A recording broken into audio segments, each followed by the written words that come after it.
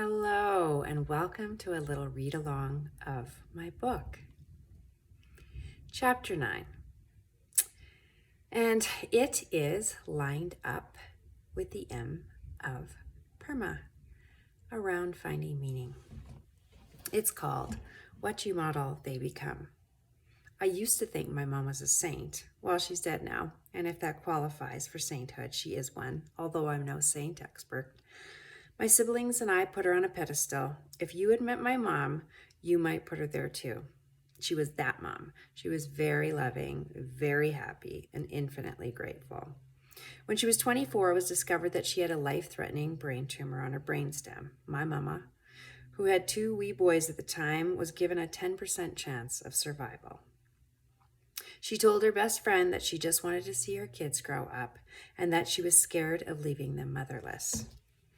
I didn't know that scared part of my mom, not 1 ounce of it. I knew the mom who made us dinner while she was gravely ill to her own demise. My mom didn't fake joy or happiness. She was not inauthentic in that. She had brushed death's door early in her life, and she was very grateful every day. The gift of her life was not ever lost on her, ever. To grow up in the presence of such gratitude was truly a blessing. She died when I was 22 and she was 49, the age I am as I write this chapter. My mom, our mom, could do no wrong. She loved us, listened to us, and was so kind and nurturing, and that stays with me today. She loved everyone.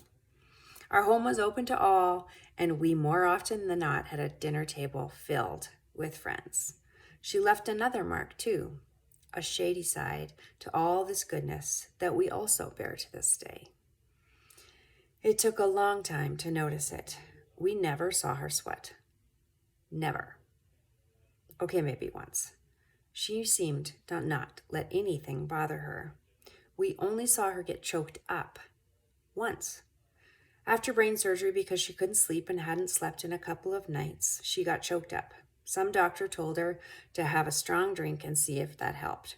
She never drank, and here she was choking back a vodka and orange juice.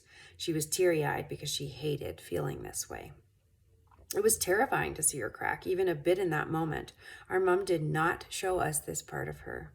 She wouldn't take a sleeping pill or a pain med when she didn't feel well because she would soldier through anything. She was strong and didn't want help.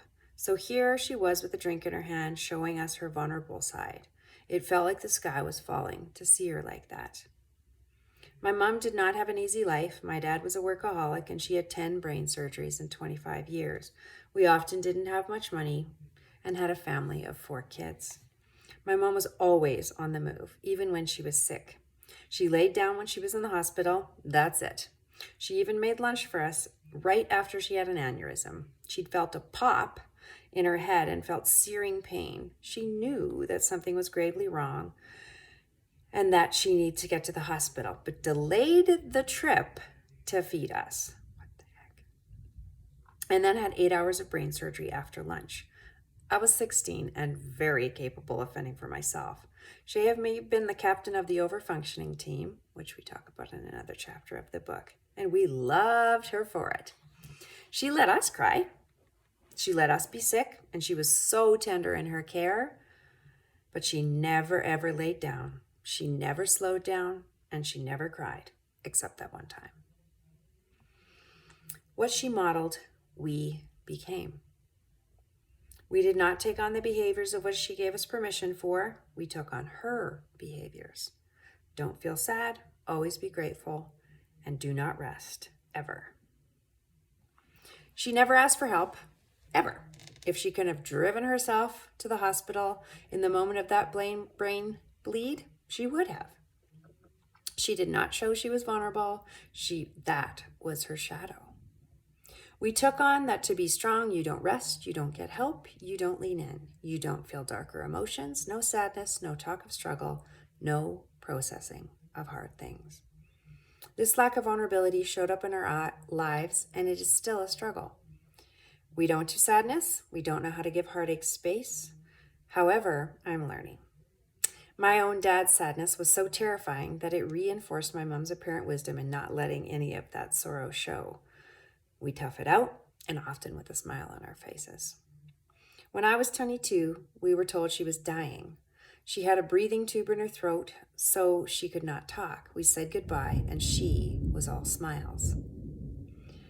Who reacts like this? We checked, and she was not on meds that would make her feel loopy, the joy meds. She had refused any meds, in fact. She was grateful for her life. Not one indication of pain in leaving us was reflected in her attitude, like she couldn't feel that part. She rallied and died a few weeks later. As her children became adults, the shadow of our upbringing has remained with us. Be busy, don't slow out down, don't get help, don't stop, don't feel, keep going. I still struggle with feeling lazy when I rest. I feel inadequate when I get tired and don't feel like doing anything. Don't even get me started about sitting down and watching TV. When I sit, I feel my worth decrease exponentially. I got that from my mom. This doesn't change how I feel about her. She was goodness wrapped up in a mama, but she had her flaws, and this was one of them. I am learning to undo some of that legacy that she has left with us. I used to not take medication once I was sick. I just toughed it out. Natural childbirth? Of course. People who lie down or take a day off for a cold? That's for the weak. We lie down when we have brain surgery, not before. You can work through a flu, a cold, or whatever life throws your way. Listen to what your body wants more of? That's for wimps. My mom would never have done that. She toughed it out, and some of this may have led to her demise. Might she have lived longer if she rested more, gotten more help, didn't soldier through, and made herself a priority? I don't judge her, but because she did what she knew. What changed for me was I don't want to live a life like that. To live in a grind, to not give myself permission to rest, or feel my feelings or ask for help, I was and I am done. If we want our people, our kids, those we lead on our teams to be a certain way, we need to not only speak the words of what we want, but we need to model the behaviors that we want to see in others. If we want our family and our people to live a balanced life, we must model that. If we want our loves to speak kindly about themselves, we must model that self-compassion. If we want them to do something in a specific way, we must very carefully model that which will make them healthy individuals. What we model, they become. What we give ourselves permission for, they also give themselves permission for. There is hope in that. And so in every chapter we have reflections. And if you're not a journaler, don't journal, but you might want to try it because it's ooey good for you. And otherwise you can just take one question and think about it. So here are some reflections. What was modeled to you as a child that you still notice today? What parts of the modeling is shown up or still do in your behavior or beliefs? What permission will you give yourself to change that? And is there something you want to do differently to enable you to move towards what you need and away from the way that you were raised?